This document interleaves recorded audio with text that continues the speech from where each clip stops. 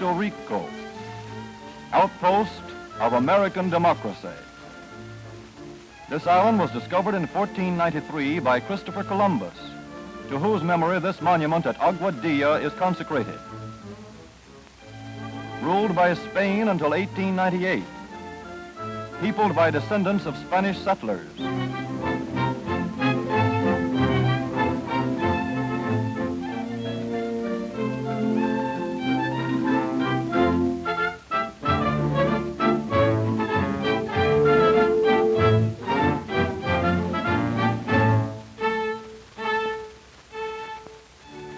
100-year-old communities when the Pilgrims landed on Plymouth Rock. Fortecele, a 4-century-old church, symbol of Catholic tradition. La Fortaleza, the fortress, residence of the island's governors since 1533. Today, a new era. Ancient patios resound to the strains of modern music.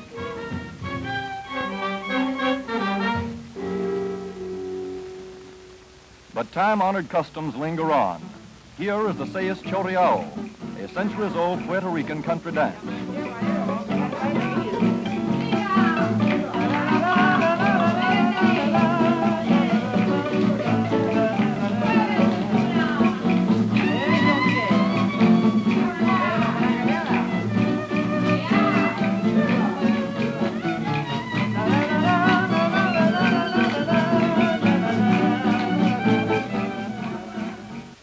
Behind old massive ramparts, modern structures symbolize Puerto Rico's progress during 43 years under the American flag.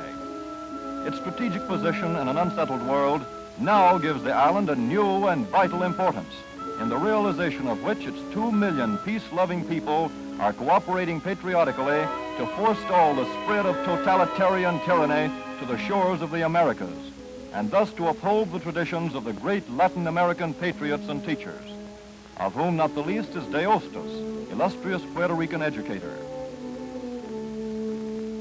The economic structure of Puerto Rico rests on a highly specialized agricultural system based on external trade relations. Sugarcane is king, the principal source of income. In 1940, 59% of all exports were agricultural products. Of this, 90% was sugar.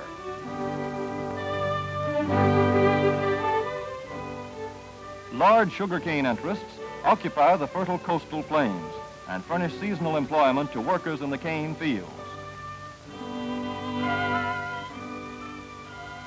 Thus, most of the farming population has been driven to the hills. Here, the principal crops are coffee and tobacco. Coffee, shown here, is grown in the shade of forest trees. Yams, yautillas, and a large variety of other vegetables and fruits are grown for domestic consumption. 300,000 farm families live up here working the good earth, working it hard to get from their tiny farms the food necessary for subsistence, packing their products over steep and difficult trails to surfaced roads and the market. Yes, nearly 2 million people living on an island 100 miles long by 40 miles wide, less than 4,000 square miles, and most of these folks dependent on sugarcane for a livelihood. Less than 1 acre of arable land per person, 4 acres for a family of 5, 4 acres of steep hillside in a country that must live on its agriculture.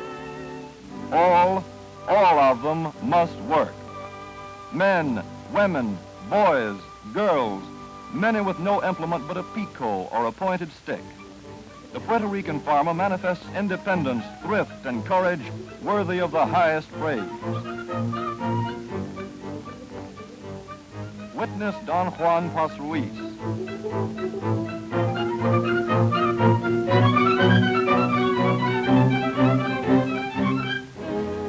By means of hard work, intelligent management, and the help of his family, he manages to grow on 22 acres about 75% of the food needed for his household of 19 persons.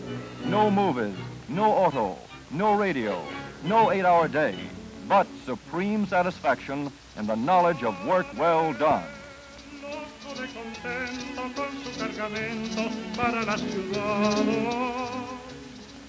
Don Juan is a native son of a countryside of extraordinary beauty. a land of blue skies and white surf, of majestic green mountains and magnificent sunsets, a land that yields a modest livelihood to people who work hard enough to win it. De soñar que es toda su ilusión, sí, y alegre el jibarito va pensando así, diciendo así, cantando así por el camino. Si yo vendo la carga, mi Dios querido, un traje a mi viejita voy a comprar. Y alegre también tu yegua va al presentir que aquel cantar es todo un himno de alegría. Y en eso le sorprende la luz del día. Y llegan al mercado de la ciudad. Pasa la mañana entera sin que nadie quiera su carga comprar, su carga comprar. Todo está desierto, el pueblo está muerto de necesidad, de necesidad. Se oyen los lamentos por doquier de su desdichado Borinquen, sí, y triste el jibarito va pensando así, diciendo así, llorando así por el camino. ¿Qué serán de Borinquen, mi Dios querido? ¿Qué serán de mis hijos y de mi hogar? Borinquen, la tierra del Edén, la que al cantar el gran Gaudí llamó la perla de los mares. Ahora que tú te mueres con tus pesares, déjame que te cante yo también. Who shall say that Don Juan is not justified in the belief that he lives in a country favored of God? And who shall say that this humble but self-reliant head of the house is not, in the essentials that count, the peer of any farmer anywhere? But though he may not complain, Don Juan does have his problems, and from now on, if he likes, he can have some help in solving them. The University of Puerto Rico is the headquarters of agricultural extension work started in 1934. Now a staff of about 100 extension workers gives a helping hand to the farmer, his wife, and his children. The College of Agriculture of the University of Puerto Rico develops trained personnel. From classes like these come the men and women who carry the message of better farming and better living to farm folks. Here we see the two agricultural experiment stations of Puerto Rico, where experiments are conducted for the benefit of farmers. Here is a root of a rotenone plant introduced into Puerto Rico from the East Indies and from which an insecticide, non-toxic to humans, is made. Experiments in perfume production from native plants are bearing fruit.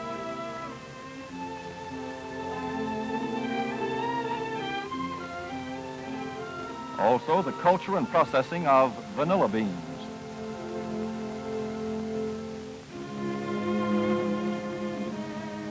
Bamboo furniture. Termite-resistant varieties of bamboo have been introduced, and by means of a vocational program, new uses are being developed. Successful varieties of bamboo are distributed to farmers. The Extension Service fosters the propagation and use of successful varieties of introduced plants.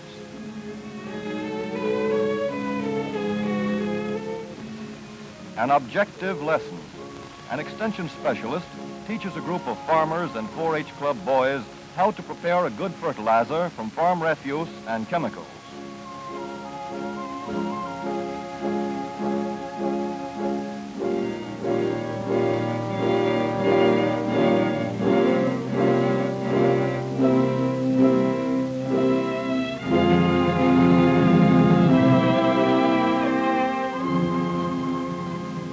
Here, farmers learn how to judge the characteristics of a good type of dairy cow.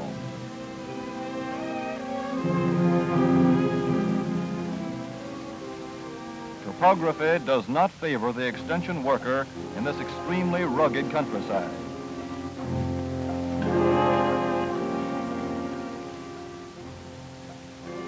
Though the island is crisscrossed with hard-surfaced roads, the majority of the highland farms are reached only by steep and winding trails.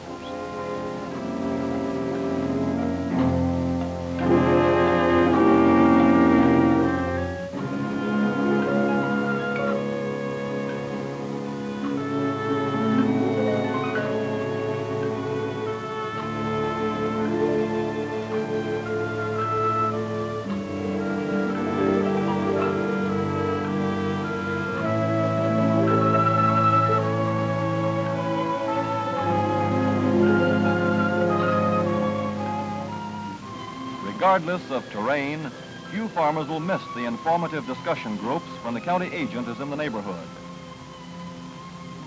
Good men, these men of the hills, tillers of the soil as their fathers were before them, but with a new zest and zeal and a desire to help solve the agricultural problems of Puerto Rico. On non-demonstration farms such as this, result demonstrations are carried on and free stud service provided from purebred stock to improve native livestock. Here, farmers learn about tobacco seed selection. A demonstration plot designed to show how to keep topsoil in place. Poultry raising is encouraged. Through the Extension Service, farmers receive the full benefit of other action programs. For instance, trees from Forest Service nurseries go to reforest their lands. Here, the county agent is discussing a farm security loan with the farmer's family. To diversify agriculture, the Extension Service encourages the cultivation of winter vegetables for the mainland market.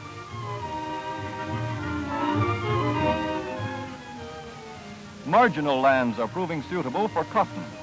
The cultivation of Sea Island cotton on such lands is being fostered.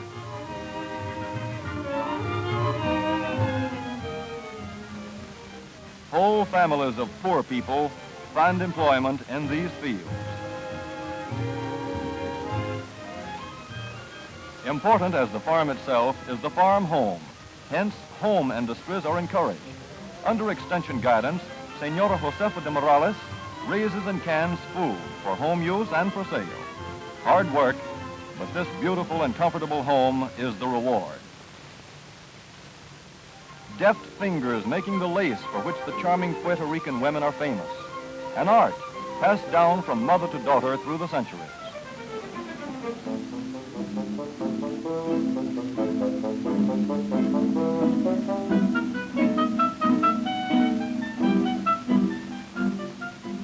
Hat making is an art with these women of Cabo Rojo. The Extension Service fosters these almost forgotten home industries to add to the family income. From these imported rags will be woven beautiful rugs. Farm women and girls are trained to do this kind of work, thus creating another home industry.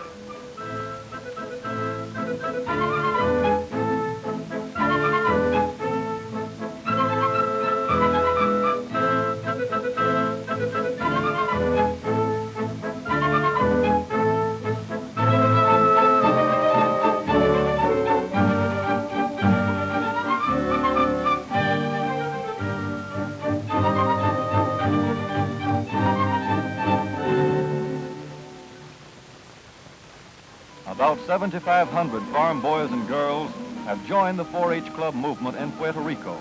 Listen to their 4-H pledge. Como miembro fiel del Club 4H prometo mi cabeza para pensar claramente, mi corazón para mayor sinceridad, mis manos para mejor servicio, mi salud para mejor bienestar, para mi hogar, mi comunidad, mi club y mi patria. By participating in social and civic activities, the rural youth trains for better citizenship. Dedicated to the betterment of farm life, their motto is, learn by doing, and they live up to it. Here a group of boys at the Vega Baja demonstration farm learn how to graft citrus trees.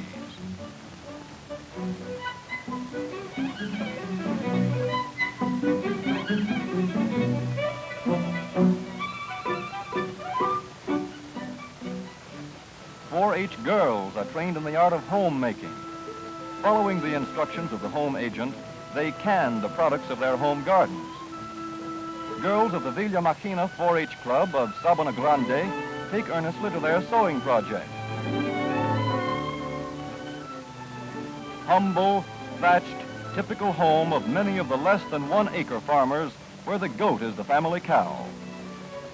This 4-H Club boy, Rene Jimenez, shows us how to milk his goat his own way.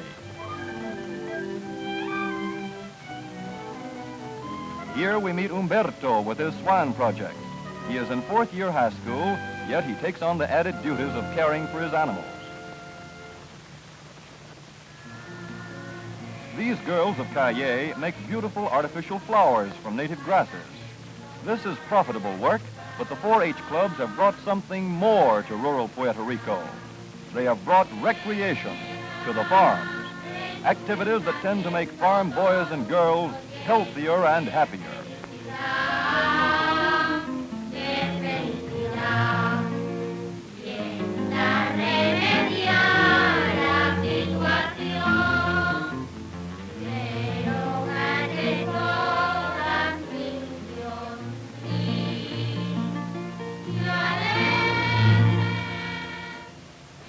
These girls of Luquillo make attractive and saleable dolls from seashells.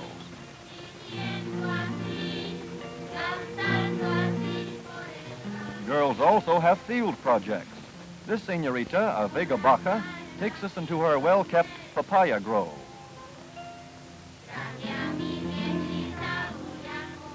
Thus, under the 4-H banner, an alert and healthy generation of rural youth is growing up to assume the grave responsibilities of citizenship. Boys and girls well fitted both physically and spiritually to take their places in the councils of mankind.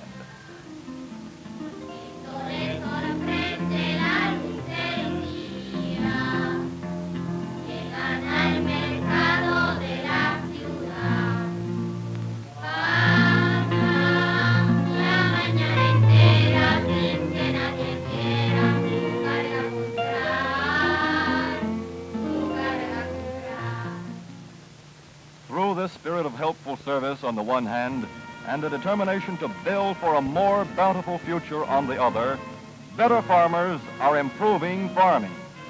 Better housewives are improving living. Better children are improving life itself.